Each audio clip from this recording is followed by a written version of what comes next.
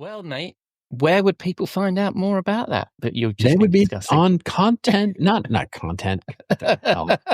Just talked about my brand and then totally forgot my brand.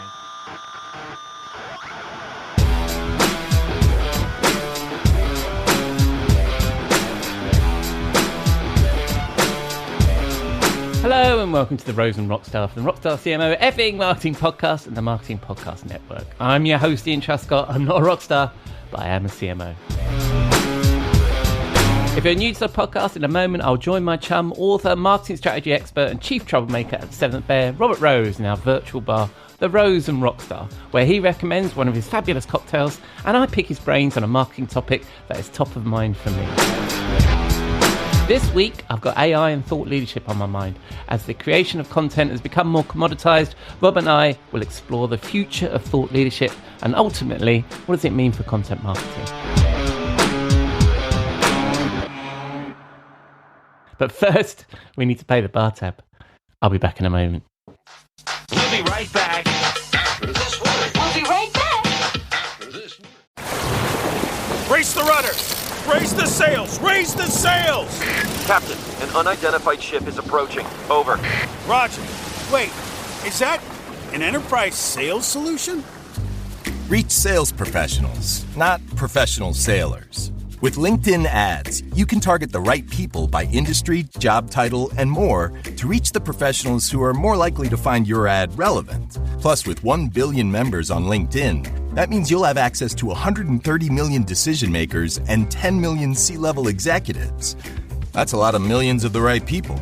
Get started today and see how you can reach the right buyers with LinkedIn's enhanced targeting tools. We'll even give you a $100 credit on your next campaign. Go to linkedin.com/MPN to claim your credit.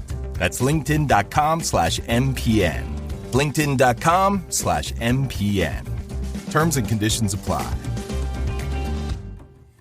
This episode is brought to you by Audi. The road is calling.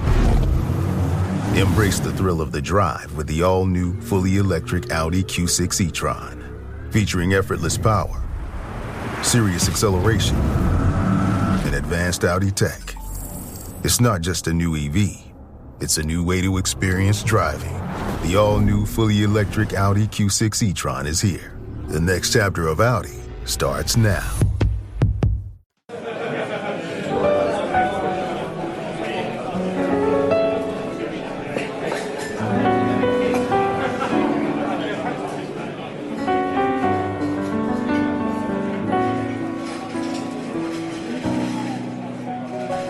Welcome to the bar, my friend.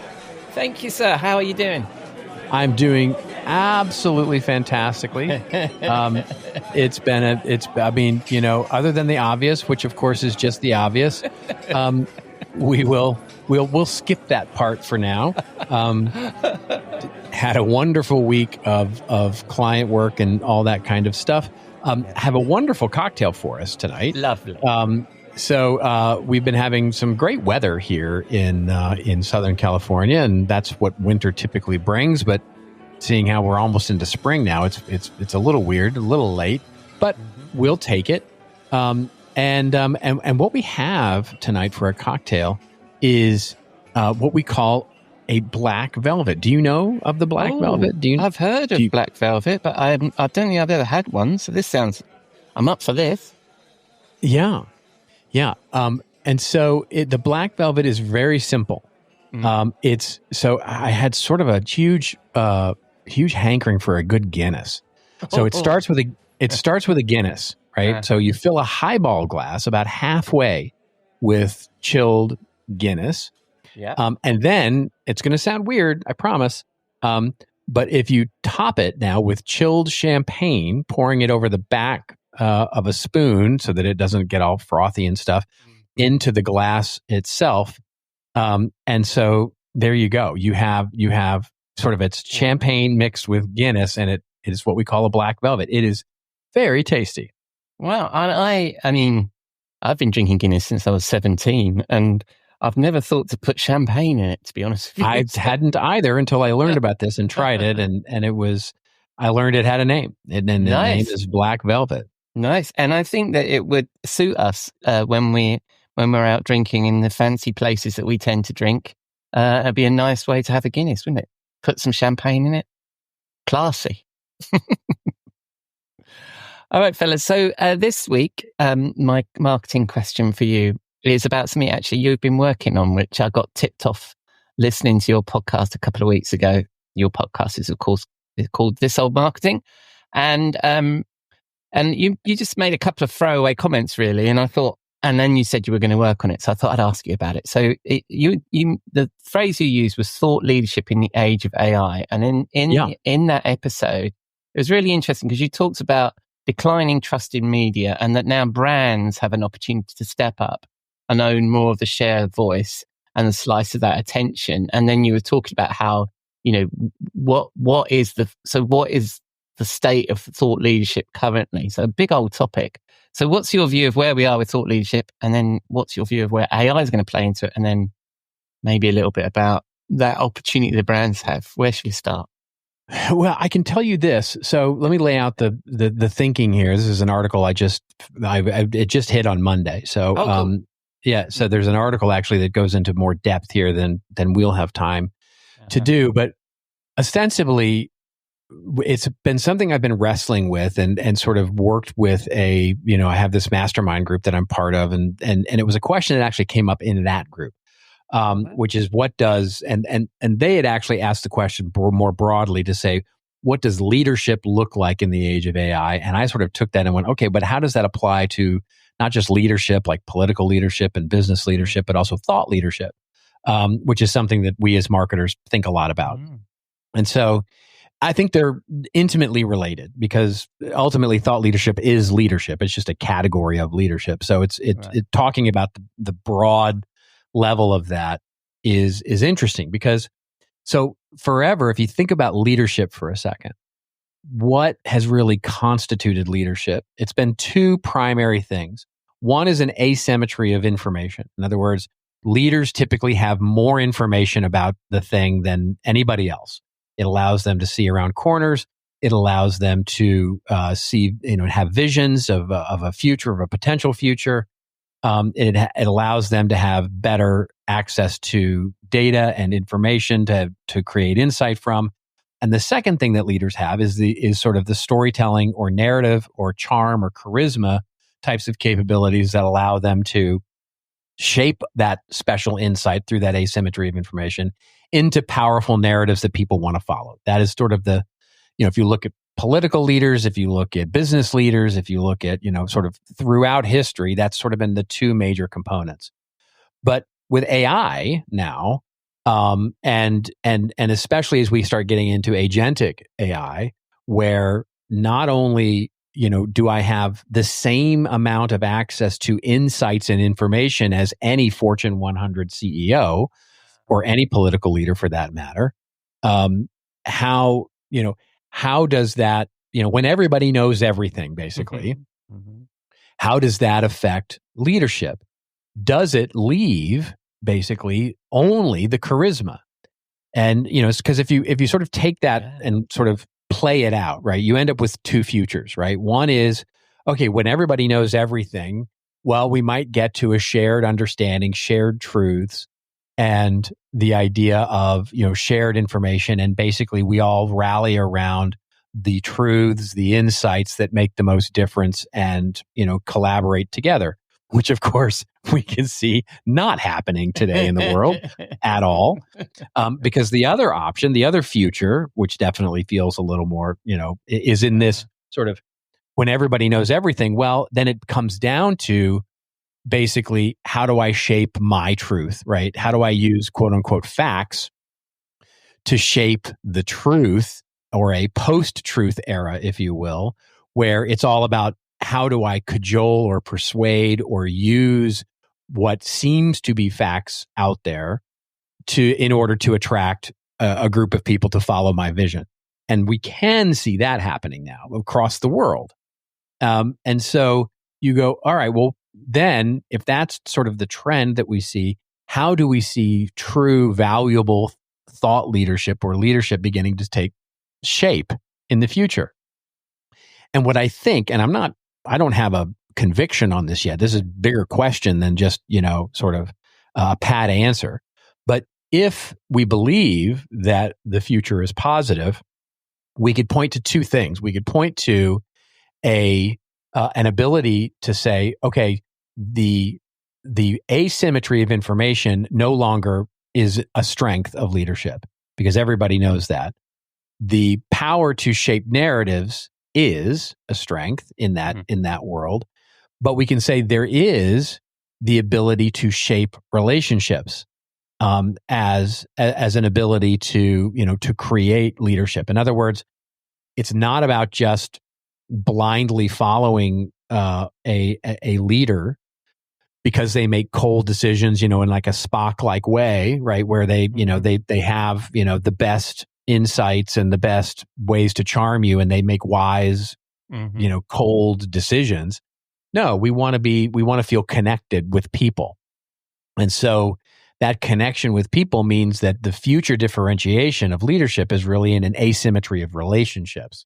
So in other words, can I take information that everybody knows, shape the understanding of that information to one and more importantly, multiple communities to shape the understanding within that community. So a leader then is defined by the number of communities that they can help facilitate and lead and create, navigate that human network, rather than the amount of or the type of content itself. So it puts much more importance on the leader, the storyteller, than it does on the actual insight itself, because their ability to shape that understanding for communities of all, shapes and sizes becomes the sort of driving force of what leadership looks like in the future. Yeah, no, I like this. So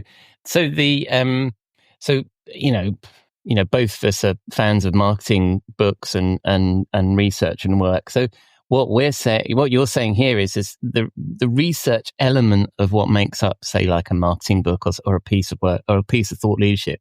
The actual research piece is going to be fairly commoditized, and we'll all have access to that. But it's the way we tell the story and our own personal charisma that will make it attractive and consumable by the audience, right? That's the point you're making, right? Yes. Yeah. It is. It is we talked a little bit about this last week with the importance of community, right? Becoming such a huge thing. But it is the ability for a leader to be able to expand beyond one community into other communities and shape understanding there that will define whether or not they are seen as a leader, right? Right. And so, it's very easy to say, oh, I can become a leader in one, I know tribal knowledge is sort of a politically out of vogue thing to say, but just to keep it sort of simple, to say I have one community or one, I'll just use the word community. So one community where I can become a leader, because I can shape the understanding in that community. So think, a local neighborhood, or in many ways think around the community around a particular brand or the community around a particular thought idea. And then my ability to expand my leadership then becomes, how do I take that same level of information and insight that is derived from that community or derived in that community and apply it and make the understanding to an adjoining community and an adjoining community to there and an adjoining community to there, which builds my sort of in a hub and spoke kind of way, my ability to be seen as a leader within multiple communities. And given your drive or your objective or your goal, whether you want to be president of the United States or you want to be, whatever it is, it means that you're either shaping larger communities or you have more of them, right? You have more diverse communities and you're able to shape. And so that ability to shape that understanding for what will be common insights will be truly what differentiates leadership going. It's suggested, like this is all hypothesis on my part, but this is my idea. Yeah, no, and I thought that it actually reminded me, and maybe I'm thinking of this in too simplified terms, but and you probably know this. You probably know this way more than I do. But Anne Handley, she talks about the from line. The most important part of your email newsletter is actually who it's from and not necessarily the content. The people are engaging with the person sending the email, not necessarily. Of course, you've got to have good content as well, but the from line is quite an important element of your newsletter, of your email. Well, that's the implication, right? That's a great example of the implication of all of this, right? Where the person, the storyteller, becomes more important than the story. Because the story anybody can get anywhere, right? I can get the story anywhere from AI. I can get it from, I can get that insight from anybody, but I can't get it from you. And your ability to help me align with you, the storyteller, is what defines the leadership, right? So it's the combination of the shaping of the understanding plus the charisma plus the ability to make it relevant in my community is what ultimately shapes it. So if you look at the rise of influencers, the rise of when we start looking at even things like celebrity, right? When you look at like new musical artists, or you look at new actors, or you look at, it is their ability to appeal to many, and set up that appeal in many communities from that from line. Like, I want it from that person, right?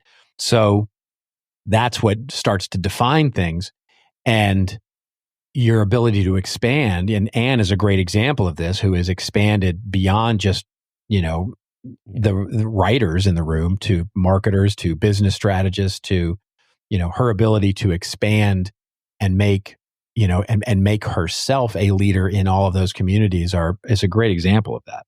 Yeah. Yeah. And I think, I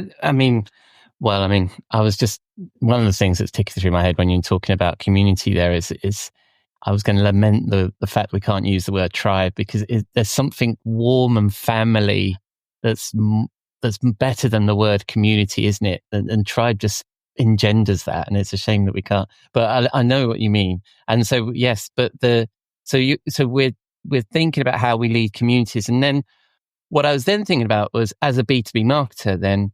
And this then presents that age-old challenge of, what if you do this and they leave?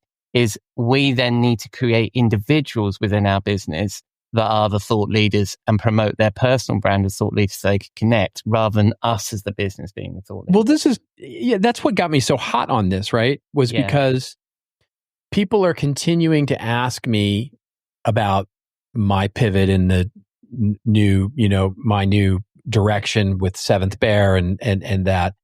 And so what took me down this road was this idea of, one of the things that I really truly believe will be the differentiation of marketing in the future will be the investment that we make in the people, the team, as an institution in our business, rather than as a transactional function. Yeah.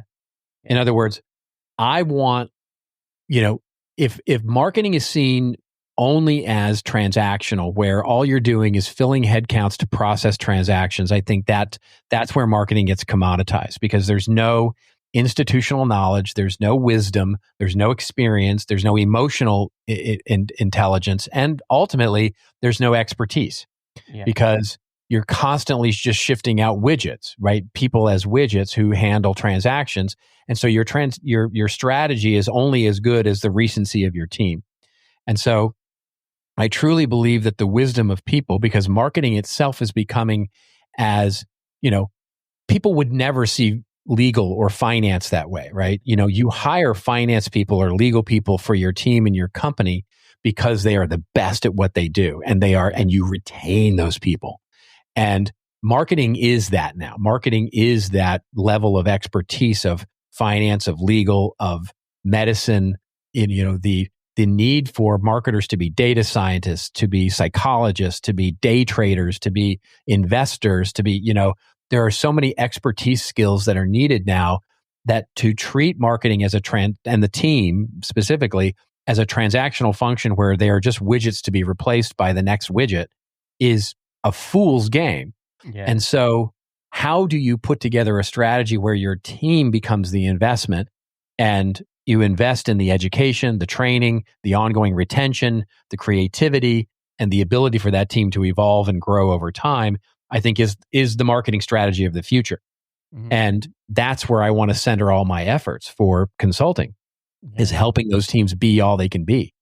And that just, it's a perfect fit. Like, it dovetails so nicely with this vision of what leadership looks like. Yeah. Well, Nate, where would people find out more about that you've just They would be discussing? On content, not content. I just talked about my brand and then totally forgot my brand. seventhbear.com. Seventhbear.com is old habits die hard, mate. How long were you were doing content advisory for a long, long time?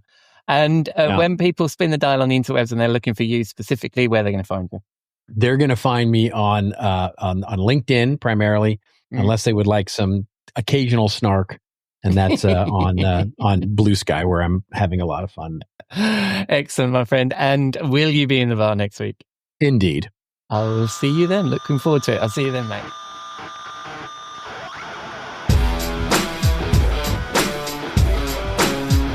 Thank you, Robert, and apologies to anyone listening to this in the morning and is tempted to start day drinking Guinness and champagne. Please drink responsibly, but I'm sure it's noon somewhere, right? So that's a wrap on our visit to the Rose and Rockstar. Thank you for joining us and for listening. And if you'd like us to discuss a marketing topic that is top of mind for you, please get in touch. You can find links to me and Robert in the show notes at rockstarcmo.com, plus our blog, newsletter, and all of our previous episodes, or connect or follow us on LinkedIn. Just search for Rockstar CMO. Please mention you're a listener if you'd like to connect. Coming up this week on Rockstar CMO FM Marketing Studio, I'm chatting with a guest I've not had on for about 2 years, Simon Daniels, to chat about RevOps and marketing ops. In the meantime, remember, as Dewey Finn said in the School of Rock, you can't just say it, man. You got to feel it in your blood and guts if you want to rock.